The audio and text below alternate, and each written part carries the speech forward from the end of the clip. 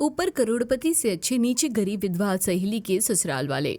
आज मैं ऊपर आसमां नीचे, आज मैं आगे जमाना है पीछे। ला ला ला ला ला। क्या बात है भाई, आज तो बड़े गाने वाने गाए जा रहे हैं। बड़ी खुश नजर आ रही हो। आखिर हमें भी तो बताओ इस खुशी का राज।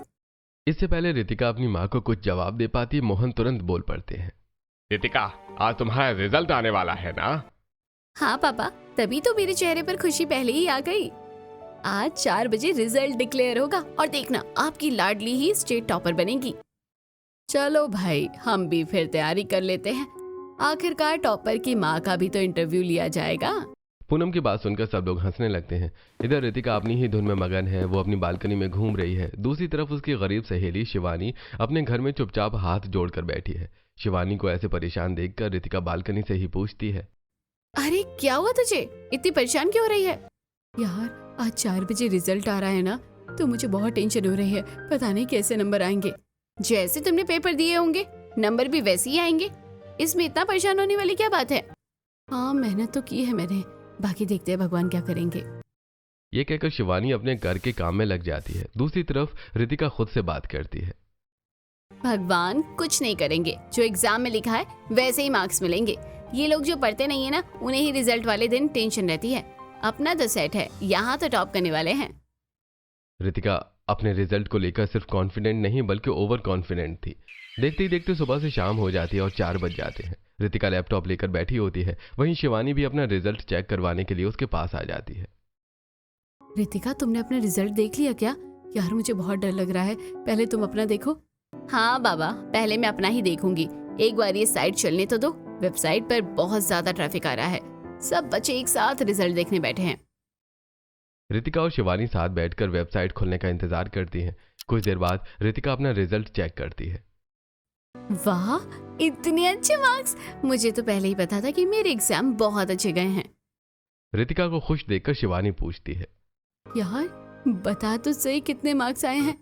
रितिका लैपटॉप शिवानी की तरफ घुमा देती है। तुम खुद ही देख लो। अब अपनी मुंह तारीफ करते हुए अच्छी थोड़ी ना लगूंगी मैं। 500 में से 495। वाह यार, तू तो छा गई। चल अब जल्दी से मेरा रिजल्ट भी देख ले। रितिका खुशी खुशी शिवानी का रिजल्ट देखती है, लेकिन उसका रिजल्ट देखते ही उसके चेहरे का रंग उड़ जाता है। यह देखकर शिवानी डर जाती है। अरे तू चुप क्यों हो गई? बताना, कहीं मैं फेल तो नहीं हो गई? जैसे ही शिवानी खुद लैपटॉप में देखती है, उसकी खुशी का ठिकाना नहीं रहता। अरे मेरे 500 में से 498 नंबर आए हैं। थैंक यू भगवान जी, ये तो मेरी उम्मीदों से भी ज्यादा है। अभी जाकर घर में बताऊंगी तो सब खुश हो जाएंगे। इतने अच्छे नंबर आने के बावजूद वो रितिका से कहती है, रितिका, परेशान होने की कोई जरूरत नहीं है। ये तो बराबर ही है, तुम भी फर्स्ट हो मैं भी। हाँ, मैं क्यों परेशान होंगी? वैसे भी मेरी दोस्त फर्स्ट आई या मैं, एक ही बात है। रितिका शिवानी के सामने खुश होने का दिखावा करती है। शिवानी खुशी खुशी वहां से चली जाती है और अपने माता पिता को रिजल्ट के बारे में बताती है। मुझे तो पहले ही पता था मेरी बेटी के बहुत अच्छे नंबर आएंगे। अरे भाई, हमारी बिटिया ने रात के अंधेरे में दिए के उजाले में पढ़ाई की है, तो भगवान उसकी मेहनत कैसे बेकार जाने देता। शिवानी के घर वाले आपस में बातें कर ही रहे होते हैं कि तभी पूरा स्कूल स्टाफ उसके घर पहुंच जाता है। प्रिंसिपल सर शिवानी को बधाइयां देते हैं और उसे फूलों की माला पहनाते हैं। आज सब लोग बहुत खुश हैं। दूसरी तरफ रितिका के घर भी स्कूल वाले आते हैं और उसे बधाइयां देते हैं, लेकिन रितिका के मन में कुछ और ही चल रहा होता है। पता नहीं ये गरीब गंवार मुझसे हमेशा आगे कैसे निकल जाती है। ये तो सरकारी स्कूल में पढ़कर भी स्टेट टॉप कर गई, और एक मैं हूँ, पापा ने मुझे शहर के सबसे महंगे स्कूल में पढ़ाया, फिर भी मेरे नंबर इससे कम कैसे रह गए? रितिका धीरे धीरे शिवानी से जलने लगती है। ऐसे कुछ दिन बीत जाते हैं। एक दिन शिवानी खुशी खुशी रितिका के पास आती है। रितिका, तुम्हें पता है आज हमारे स्कूल में मुख्यमंत्री जी आएंगे जो स्टेट टॉपर को सम्मानित करेंगे। हाँ मुझे पता है, एक्चुअली मेरा नाम भी अवार्ड लिस्ट में है। तुमसे बस 2 नंबर ही तो कम आए हैं, उससे कोई फर्क नहीं पड़ता। हाँ हाँ, मैं तो तुम्हें कब से ही यही समझाने की कोशिश कर रही हूँ। अच्छा चलो, हम अवार्ड सेरेमनी में साथ चलेंगे। शिवानी और रितिका अपने परिवार के साथ अवार्ड सेरेमनी में पहुंचते हैं। मुख्यमंत्री जी सबके सामने पहले शिवानी को सम्मानित करते हैं।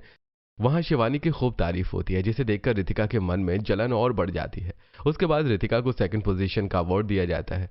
अवार्ड लेने के बाद दोनों सहेलियां अपने अपने परिवार के साथ घर वापस आ जाती हैं। 3 साल बाद एक तरफ रितिका के पापा शहर के सबसे बड़े बिजनेसमैन में से एक हैं, तो दूसरी तरफ शिवानी के पापा बहुत गरीब हैं और खेती बाड़ी से ही उनका घर चलता है। 12वीं के बाद रितिका ने महंगे कॉलेज से ग्रेजुएशन की डिग्री हासिल की। वहीं शिवानी अपने घर पर ही कामकाज में लग गई। एक दिन शिवानी के घर पर पड़ोसन सरला की एंट्री होती है। पिंकी, कहाँ गई तू? अरे तुझसे बहुत जरूरी बात करनी है। मैं कल भी घर आई थी, लेकिन तू बाजार गई हुई थी। हाँ बहन जी, घर का सामान खत्म हो गया था तो लेने चली गई थी। बताइए क्या बात करनी है? अरे मेरी बहन का लड़का है ना, उसके लिए लड़की देख रहे हैं। मेरी बहन बहुत अच्छी है, छोटा सा परिवार है, सीधे साधे लोग हैं, अपने ही जैसे। तो मैं सोच रही थी कि अपनी शिवानी का रिश्ता वहाँ करवा दूं, अच्छे घर चली जाएगी तेरी बेटी। हाँ बहन जी, परिवार तो सही है उनका, मैंने देखा है आपकी बहन को, आदत भी अच्छी है। मैं एक बार शिवानी के पापा से बात करके बताती हूँ। इस तरह सरला पिंकी से बात करके वहां से चली जाती है। दूसरी तरफ मोहन रितिका से बात करता है। बेटा, अब तो तुम्हारा कॉलेज भी पूरा हो गया है, आगे क्या प्लान है तुम्हारा? कुछ नहीं पापा, अभी 2 महीने रेस्ट लूंगी, उसके बाद सोचूंगी क्या करना है। मोहन हंसते हुए कहते हैं। ठीक है बेटा, सोच कर बता देना, वरना फिर तुम्हारी शादी कर देंगे। शादी के बाद करते रहना जो भी आए, कोई मना नहीं करेगा। ये सुनकर रितिका शर्मा जाती है और पूनम हंसने लगती है। रितिका अपने कमरे में चली जाती है। तभी मोहन पूनम से बात करता है। अरे मैं सोच रहा था, मेरा एक दोस्त है ओमपाल, उसका बेटा अंकित बहुत कामयाब और होनहार लड़का है। उसने फॉरेन से MBA किया है और अब इंडिया में अपना बिजनेस चला रहा है। अगर हम रितिका के लिए बात करें तो कैसा रहेगा? अरे अंकित तो बहुत अच्छा लड़का है, मैंने देखा है उसे, और उनका परिवार भी बहुत अच्छा है, हमारे स्टैंडर्ड का है। मुझे तो लगता है बात करनी चाहिए। बात करने की जरूरत नहीं है, ओमपाल ने खुद ही मुझे फोन करके बात की है। कह रहा था कि अब दोस्ती को रिश्तेदारी में बदलने का टाइम आ गया है। मैं तो तभी समझ गया था कि उसके मन में क्या है। तो फिर देर किस बात की? रितिका का भी कॉलेज पूरा हो गया है, अगर वो आगे पढ़ना चाहेगी तो हम पढ़ा देंगे। आप आज ही बात पक्की कर लो। मोहन ओमपाल से बात करता है और दोनों तरफ से रिश्ता पक्का हो जाता है। उधर रितिका जब अंकित के बारे में सुनती है तो उसके मन में खुशी की लहर दौड़ जाती है। अंकित तो बहुत हैंडसम है और डैशिंग है, मुझे तो हमेशा से ही ऐसे ही लड़के पसंद है। बेटा, किन ख्यालों में खो गई? अगर तुम्हारी तरफ से हाँ है तो हम बात पक्की समझें। हाँ पापा, मुझे कोई एतराज नहीं है। मोहन ओमपाल को फोन करके हाँ कर देता है और रिश्ता पक्का हो जाता है। अगले संडे रितिका और अंकित की रिंग सेरेमनी रखी जाती है। रितिका अपनी रिंग सेरेमनी को लेकर बहुत ज्यादा एक्साइटेड है। तभी उसे अचानक शिवानी का ख्याल आता है और वो उसके पास चली जाती है। शिवानी, मैंने सुना है तुम्हारे घर वाले तुम्हारे लिए रिश्ता ढूंढ रहे हैं और जल्दी ही शादी भी कर देंगे। हाँ यार, घर में कुछ ऐसी ही बातें चल रही हैं, पता नहीं कौन कैसा होगा। मुझे तो इस बात की भी फिक्र होती रहती है। अरे टेंशन क्यों लेनी, जो होना होगा वो तो होगा ही। वैसे तुम लोग बातें करते रहना, मेरे पापा ने तो मेरे लिए अपने जैसा ही करोड़पति लड़का ढूंढ लिया है। अगले संडे मेरी रिंग सेरेमनी है, तुम्हें जरूर आना है, मैं यही कहने आई थी। रितिका खुश होकर वहां से चली जाती है और अपने कमरे में जाकर सोचने लगती है। मेरी रिंग सेरेमनी में मैं इतना खूबसूरत लहंगा पहनूंगी कि सब मुझे देखते ही रह जाएंगे। वैसे भी इस गरीब शिवानी की शादी तो किसी गरीब लड़के से ही होगी, और वो भी मुझसे बाद में, या अभी मैं उससे आगे रहूंगी। ऐसा सोचते हुए रितिका अपने फोन में रिंग सेरेमनी के लिए आउटफिट डिजाइन फाइनल करती है और फिर अपनी माँ के साथ बाजार जाती है। महंगा और स्टाइलिश ड्रेस खरीदती है। वो उसके साथ महंगी ज्वेलरी, हील्स और डायमंड नेकलेस भी खरीदती है। घर आकर शीशे में खुद को देखते हुए कहती है, इस बार तो ये गंवार मुझसे बराबरी बिल्कुल नहीं कर पाएगी। जरा सी मेहनत करके मुझसे ज्यादा नंबर ले आई तो खुद को बेस्ट समझने लगी। अब देखना पूरा मोहल्ला मुझे ही देखेगा। हर बार की तरह रितिका अपनी रिंग सेरेमनी को लेकर भी ओवर एक्साइटेड और ओवर कॉन्फिडेंट होती है। आखिरकार कुछ दिनों के इंतजार के बाद संडे आ जाता है और लड़के वाले रितिका के घर पहुंचते हैं। रितिका के मम्मी पापा उनका बहुत अच्छे से स्वागत करते हैं। उधर रितिका शहर के सबसे महंगे पार्लर से तैयार होकर आती है। उसने पिंक कलर का लहंगा पहना है। उसका ब्लाउज बैकलेस, स्लीवलेस और डीप नेक है। तैयार होने के बाद रितिका शिवानी को फोन करती है। शिवानी, तुम अभी तक नहीं आई? कहीं ऐसा तो नहीं कि तुम मेरी सगाई में आने का सोच ही नहीं रही? नहीं यार, तू कैसी बातें कर रही है? तू मेरी बचपन की सहेली है, मैं तेरा इतना बड़ा फंक्शन कैसे मिस कर सकती हूँ? तू फोन रख, मैं अभी तैयार होकर आती हूँ। शिवानी फोन रख देती है और अपनी माँ से कहती है, मम्मी देखो ना, वो मुझे बार बार बुला रही है, लेकिन मेरे पास पहनने के लिए कुछ भी नहीं है। कितने दिन हो गए मैंने कपड़े नहीं खरीदे हैं और ना ही अपने लिए कुछ बनाया है। अब मैं क्या पहन कर जाऊं? शिवानी, तू तो बेकार में ही परेशान हो रही है। तेरे पास वो ड्रेस है ना जो तूने दिन रात जाग कर बनाई थी, वही पहन कर जा, बहुत प्यारी लगती है। शिवानी ने कुछ दिन पहले अपने हाथों से एक बहुत ही प्यारा गाउन बनाया था। उसकी फुल स्लीव्स थीं और बोट नेक टाइप का गला था। पूरे गाउन पर उसने अपने हाथों से धागों की बहुत सुंदर कढ़ाई की थी। थोड़ी ही देर में शिवानी वही गाउन पहनकर तैयार हो जाती है और रितिका के घर पहुंच जाती है। शिवानी का आउटफिट बहुत ही प्यारा लग रहा था। जैसे ही वो घर में एंट्री करती है, रितिका की नंद सपना उसे देखकर बोल पड़ती है, wow, you looking so gorgeous. आपका आउटफिट रियली बहुत अच्छा लग रहा है। ये हैंडमेड है ना? हाँ जी, ये मैंने खुद सिला है। ये तो काफी टाइम पहले से बना हुआ था, आज पहनने का मौका मिला है। दैट्स ग्रेट, मतलब आप तो बहुत अच्छे फैशन डिजाइनर है। नहीं नहीं, मैं फैशन डिजाइनर नहीं हूँ, ये तो मैंने थोड़ा बहुत अपनी मम्मी से सीखा है। रितिका जब शिवानी को सपना से बातें करते हुए देखती है तो उसके तन बदन में आग लग जाती है। सपना बार बार शिवानी की तारीफ किए जा रही थी। थोड़ी देर में रितिका की एंट्री होती है। उसे देखकर वहां मौजूद औरतें आपस में बातें करने लगती हैं। अरे देख, तो पूनम की लड़की ने तो शर्म ही उतार के रख दी। इसके ब्लाउज में तो पीछे कुछ भी नहीं है। आजकल की लड़कियां कम कपड़े पहनने को ही फैशन समझती है, लेकिन हमारी शिवानी को देखो, इस प्यारे से गाउन में कितनी सुंदर लग रही है। पूरी बाजू है और गला भी पूरा बंद है। हमारी शिवानी की तो खैर बात ही अलग है, कितनी सुंदर सुशील है। घर पर रहकर इतना कुछ काम सीख गई है, और तो और ये तो पूरा दिन हवा में उड़ती है, और आज देख लो कैसे मेकअप में भी पूरी सफेद हो रही है। एक तरफ रितिका ने महंगी ड्रेस पहनकर यह सोचा था कि वो अपने इस खास दिन पर सबसे खूबसूरत लगेगी, लेकिन ओवर स्टाइलिश होने के चक्कर में वो सुंदर लगने की बजाय अजीब लग रही थी और लोग उसकी बातें बना रहे थे। वहीं दूसरी तरफ शिवानी का सादगी भरा लुक सबका दिल जीत लेता है, यानी यहाँ भी रितिका का पोपट हो जाता है। इस तरह रितिका की रिंग सेरेमनी हो जाती है। सभी मेहमान खाना खाकर अपने अपने घर चले जाते हैं, लेकिन पता नहीं क्यों रितिका आज शिवानी से बहुत ज्यादा गुस्से में है। समझते क्या है ये गंवार, खुद को अपने हाथ से सिले हुए कपड़ों का शो ऑफ कैसे कर रही है, जैसे कोई बड़ा फैशन शो हो और इसके गाउन का अवार्ड मिलने वाला हो। बदतमीज कहीं की। कहने को तो ये दोनों सहेलियां हैं, लेकिन रितिका शिवानी को अपना कॉम्पिटिटर मानती है, जबकि हैसियत के हिसाब से दोनों की कोई बराबरी नहीं है। कुछ ही दिनों में रितिका और अंकित की शादी हो जाती है। वहीं दूसरी तरफ शिवानी का रिश्ता अमित नाम के लड़के से तय हो जाता है और उसकी भी शादी एक साधारण परिवार में हो जाती है। शादी के बाद रितिका पिंक कलर की साड़ी पहनकर हॉल में जाती है, जहां उसके ससुर, सास, नंद और पति बैठे होते हैं। ये क्या, तुम इतनी सिंपल होकर आ गई? अरे करोड़पति ससुराल की बहू हो तो लगना भी तो चाहिए ना। चलो मेरे साथ आओ। डिम्पल रितिका को अपने कमरे में ले जाती है और उसे सोने के भारी गहने, चूड़ियां और अंगूठी वगैरह पहनाने लगती है। मम्मी जी, ये सब बहुत भारी है, मैं रोज घर में ये सब कैसे पहनूंगी? तभी उसकी नंद बोल पड़ती है, भाभी, आप तो ऐसे बोल रही हो जैसे किसी गरीब घर से आई हो और आपने ये सब कभी पहना ही ना हो। ऐसी बात नहीं है, मेरे पापा भी अमीर है, मैंने बहुत सोना पहना है, लेकिन चीजें कंफर्टेबल भी तो होनी चाहिए। इस तरह रितिका को न चाहते हुए भी सारे भारी गहने पहनने पड़ते हैं। चलने पर छम-छम की आवाज आती है, जिससे वो खुद ही इरिटेट होने लगती है। ऐसे ही 1-2 दिन बीत जाते हैं।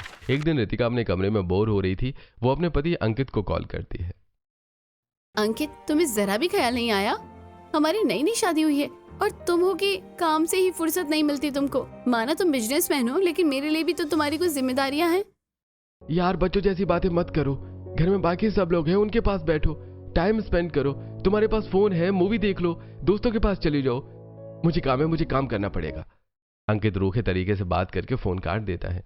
रितिका का मन आज बिल्कुल भी घर में नहीं लग रहा होता। वो अपने कमरे से निकलकर बालकनी में आ जाती है, जहां उसकी नंद सपना पहले से बैठी होती है। अचानक रितिका की नजर नीचे सामने एक झोपड़ी वाले घर पर पड़ती है। सपना, ये कौन लोग हैं? लगता है इनके घर में शादी हो रही है। पता नहीं भाभी कौन है ये लोग। इनकी वजह से हमारी सोसाइटी भी गरीबों वाली लगती है। इन्हें झोपड़ी बनाने के लिए भी यही जगह मिली, और शादी भी देखो 4 लोगों में ही कर रहे हैं। कोई शादी ऐसी होती है क्या भला? रितिका बालकनी से उस गरीब घर की शादी देख रही थी। तभी अचानक उसकी नजर दुल्हन पर पड़ती है। दुल्हन को देखते ही वो चौंक जाती है और एक साथ खुश होकर कहती है, अरे ये तो मेरी दोस्त शिवानी है। ये यहाँ क्या कर रही है? मतलब इसकी शादी यहाँ पर हुई है। रितिका शिवानी को वहां देखकर बहुत खुश होती है और मन ही मन कहती है, अब आया ना ऊंट पहाड़ के नीचे। जैसा इसका मायका था वैसा ही ससुराल है। मतलब यहाँ भी इसकी मुझसे कोई बराबरी नहीं। शिवानी को अपने ही पड़ोस के गरीब परिवार में बहू बनकर आया देखकर रितिका अंदर ही अंदर बहुत खुश होती है। ऐसे ही 1-2 दिन बीत जाते हैं। एक दिन रितिका जल्दी जल्दी साड़ियां उतारकर सीधा शिवानी के पास पहुंचती है। शिवानी रितिका को देखकर खुश हो जाती है और उसे गले लगा लेती है। मम्मी तो कह रही थी कि तुम्हारी शादी हो गई है, लेकिन तुम मेरे पास ही आ जाओगे, इसका मुझे अंदाजा नहीं था। हाँ अच्छा है ना, कम से कम हम दोनों सहेलियां अब पास पास तो हैं। वैसे ससुराल आकर सब कुछ नया नया लगता है, लेकिन अब तो तू है यहाँ। हाँ हाँ बिल्कुल, क्यों नहीं, तुम्हें जब भी किसी चीज की जरूरत हो तो मुझे बता देना, मैं आ जाऊंगी। थोड़ी देर बात करने के बाद दोनों अपनी अपनी घर की जिम्मेदारियों में लग जाती हैं। एक दिन शिवानी चूल्हे पर साग बना रही थी, लेकिन उसने अपने मायके में कभी साग नहीं बनाया था, इसलिए उसे थोड़ी परेशानी हो रही थी। उसे ऐसे परेशान देखकर उसकी सास रेखा हल्के से मुस्कुरा देती है। बहू, लगता है तू आज पहली बार साग बना रही है। इससे पहले शिवानी कुछ बोल पाती, तभी पीछे पीछे उसके ससुर बोल पड़ते हैं। देखा, तुम भी खड़े खड़े हंस रही हो, देख नहीं रहा बच्ची कितनी परेशान हो रही है। अरे मैं तो इसकी मदद करने ही आई हूँ, चलो बेटा रहने दो, मैं तुम्हें साग बनाना सिखाती हूँ। रेखा बहुत प्यार से शिवानी को साग बनाना सिखाती है। उसके बाद शिवानी आटा गूंथती है और दोनों सास बहू मिलकर चूल्हे पर रोटी बनाती हैं। शिवानी रोटियां बेलती है और रेखा उन्हें सेक कर फुला देती है। इतने में अमित काम से घर लौट आता है। आप थक गए होंगे, हाथ मुंह धो लीजिए, मैं आपके लिए गर्मा गर्म रोटी लगाती हूँ। नहीं, पहले तुम भी खाना बना लो, सब लोग साथ में ही खाएंगे। तभी अंकुश भी बाहर से खेल कर आ जाता है। सभी लोग एक साथ बैठकर खाना खाते हैं। शिवानी अपने ससुराल में बहुत खुश है। दूसरी तरफ रितिका रोज रोज अंकित से नई नई फरमाइशें और डिमांड करती रहती है। अंकित पहले से ही काम में बहुत बिजी रहता है, इसलिए वो उसकी हर मांग पूरी नहीं कर पाता और दोनों के बीच अक्सर झगड़े होने लगते हैं। मेरी सारी दोस्त लंदन, पेरिस, स्पेन घूमने गई हैं और एक मैं हूँ करोड़पति ससुराल में आकर भी कहीं नहीं गई। रितिका, तुम्हें समझना चाहिए, मुझ पर काम का बहुत प्रेशर है। मैं पहले से ही स्ट्रेस में रहता हूँ और तुम हो कि घर के आते ही किचकिच शुरू कर देती हो। एक तरफ शिवानी है जो अपने गरीब परिवार के साथ मिलजुल कर खुश रहती है और दूसरी तरफ रितिका है जो अपने पति को परेशान करके रखती है। ऐसे कुछ दिन बीत जाते हैं। एक दिन काम से लौटते वक्त अमित को एक तेज रफ्तार कार टक्कर मार देती है। हादसा इतना भयानक होता है कि मौके पर ही अमित की मौत हो जाती है। आसपास के लोग अमित की डेड बॉडी घर लेकर आते हैं। अपने पति की ऐसी हालत देखकर शिवानी रो रो कर पागल हो जाती है। पूरे परिवार पर दुखों का पहाड़ टूट पड़ता है। सुबह से शाम तक पूरा घर रोता रहता है और शाम को गांव के लोग मिलकर अमित का अंतिम संस्कार कर देते हैं। इस तरह रोते बिलखते ही रात गुजर जाती है। अगले दिन रितिका को अमित के बारे में पता चलता है और वो तुरंत शिवानी से मिलने पहुंच जाती है। मुझे बहुत अफसोस हुआ अमित के बारे में सुनकर, कितना अच्छा इंसान था, पता नहीं भगवान अच्छे लोगों को क्यों उठा लेता है। ये कहकर रितिका चुप हो जाती है। तभी शिवानी की नंद माला वहां आती है। भाभी, आपने कल से कुछ नहीं खाया, ये थोड़ी सी खिचड़ी खा लो, ऐसे तो आप बीमार हो जाओगी।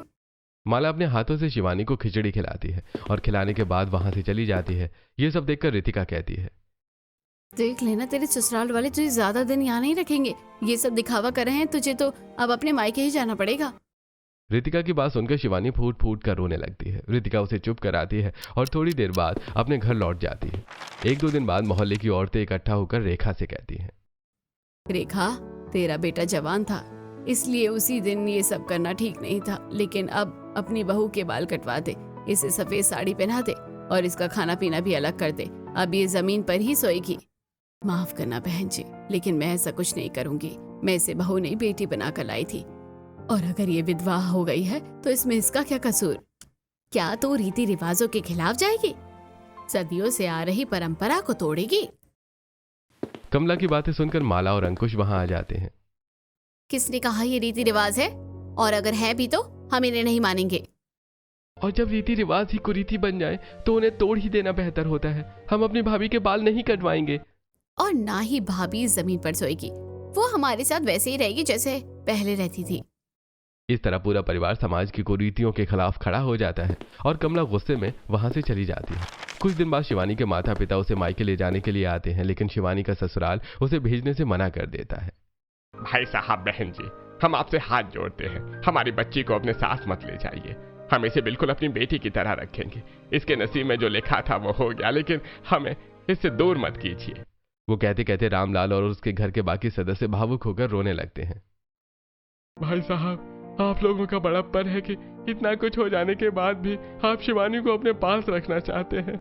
तभी शिवानी बोल पड़ती है, मम्मी पापा, मैं यहाँ ठीक हूँ, आप लोग वापस चले जाओ, मेरी चिंता मत करो।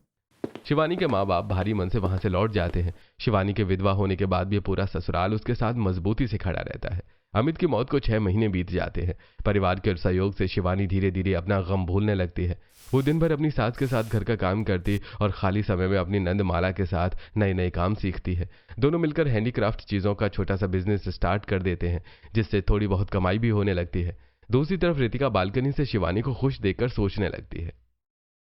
शिवानी के ससुराल वाले सच में बहुत अच्छे हैं। विधवा होने के बाद भी इसे इतने अच्छे से रख रहे हैं, वरना कुछ लोग तो तानों से ही जीना आराम कर देते हैं।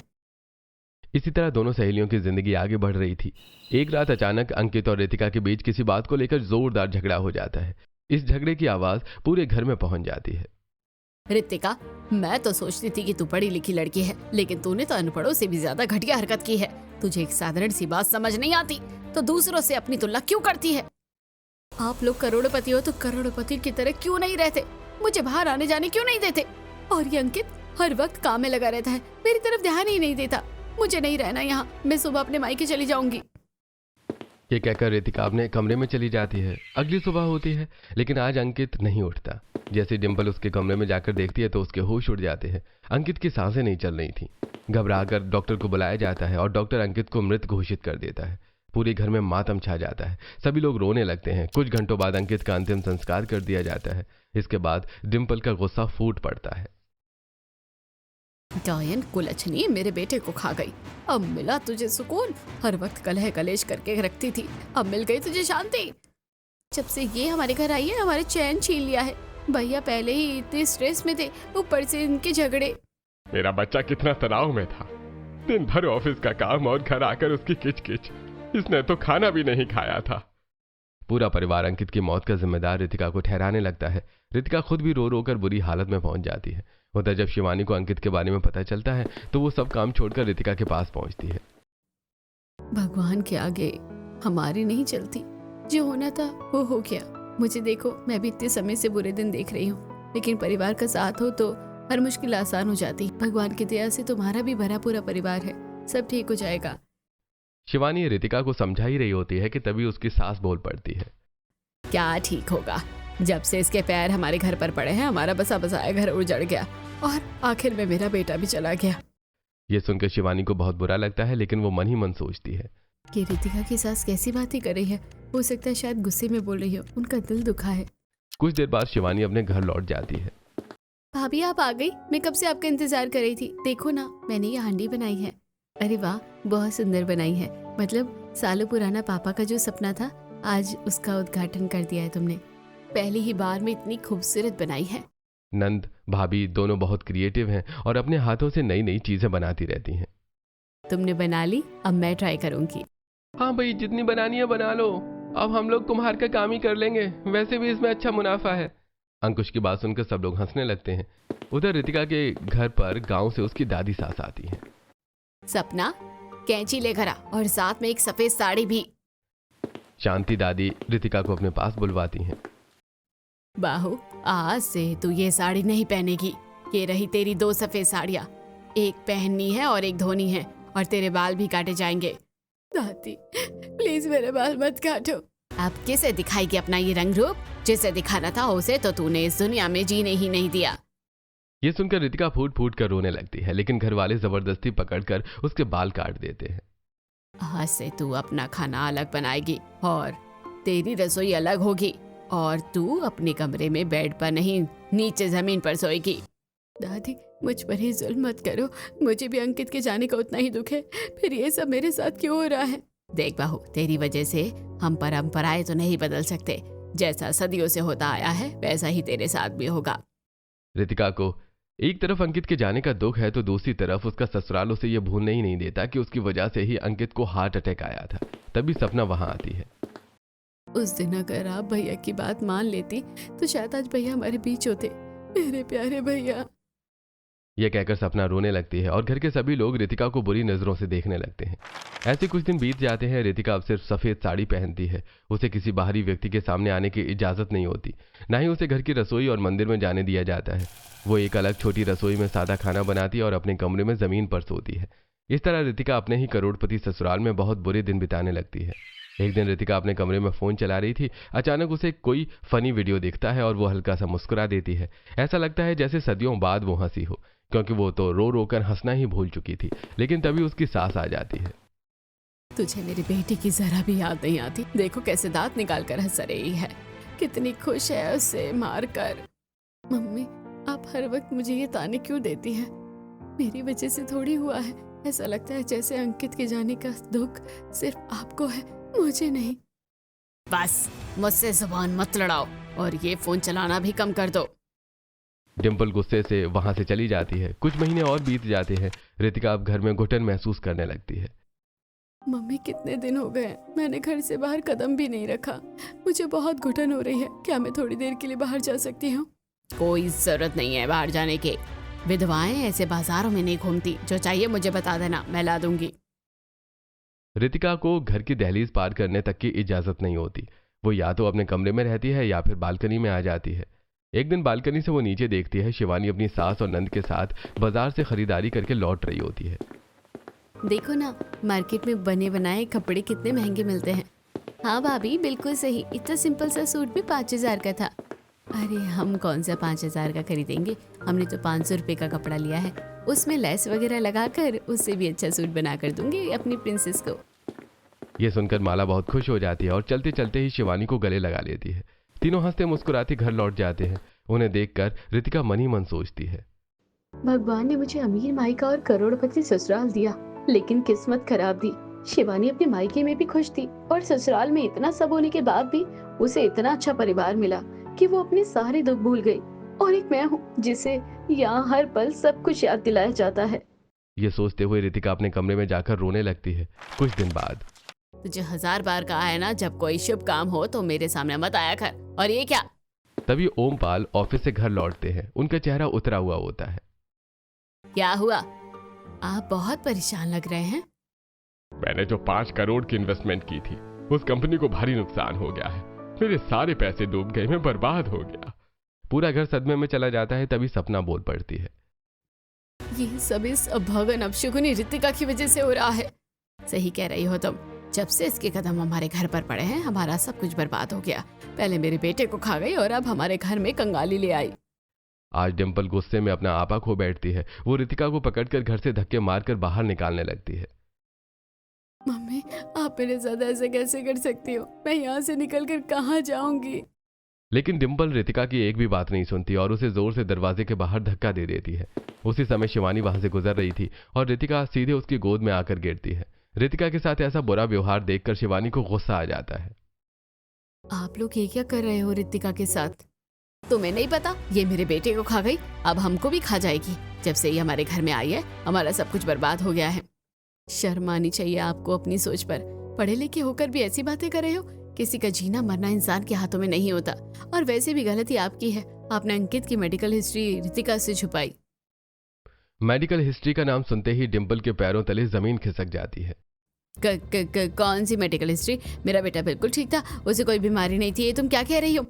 मैं जो कह रही हूँ बिल्कुल सच कह रही हूँ। आप लोगों को पता था ना कि अंकित पहले से ही डिप्रेस्ड है, फिर भी आपने उसका सही तरह से इलाज नहीं करवाया और बिना रितिका के घर वालों से बताए उसकी शादी कर दी। शिवानी रितिका के ससुराल वालों से बातें कर ही रही होती है कि तभी रेखा भी वहां आ जाती है। क्यों बहन जी, अपनी गलती छुपाने के लिए बहू को दोष दे रही हो? इस बेचारी का क्या कसूर है? जब आपका बेटा पहले से ही बीमार था तो ये सब तो होना ही था। सुना है सामने वाले लड़के को क्या कहते हैं, आजकल डिप्रेशन हो गया है। अरे ये लोग ठीक से इलाज भी नहीं करा रहे हैं। रामू बता रहा था कि बाहर का इलाज लिखा है, फिर भी नहीं भेज रहे हैं। दिन भर बच्चों को बिजनेस में उलझा कर रखते हैं।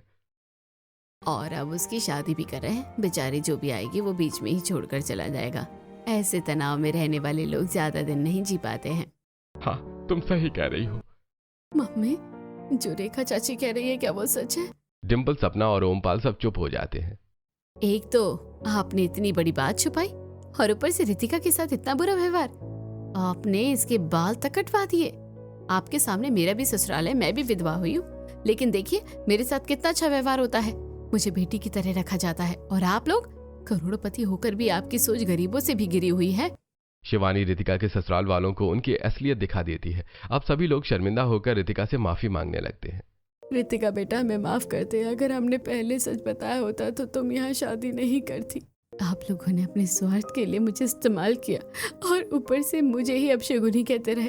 अपनी गलती छुपाकर मुझे ही गुनहगार बना दिया। आज रितिका अपने दिल की सारी बातें कह देती है। शिवानी बीच में आकर सबको समझाती है। अब पूरा परिवार हाथ जोड़कर माफी मांगता है। बेटा हमें माफ कर दे, जो हुआ उसे भूल जा।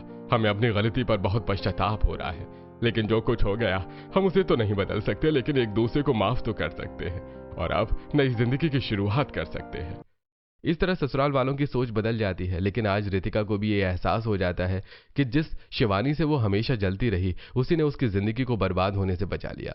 रितिका कुछ नहीं कहती, बस चुपचाप शिवानी को गले लगा लेती है और मनी मन अपने किए हुए हर गलत काम का पछतावा करने लगती है। आज पहली बार रितिका ने शिवानी को दिल से गले लगाया था, जबकि शिवानी तो उसे हमेशा से अपनी सच्ची दोस्त मानती आई थी। इंसान की असली अमीरी पैसे से नहीं, सोच और संस्कार से होती है।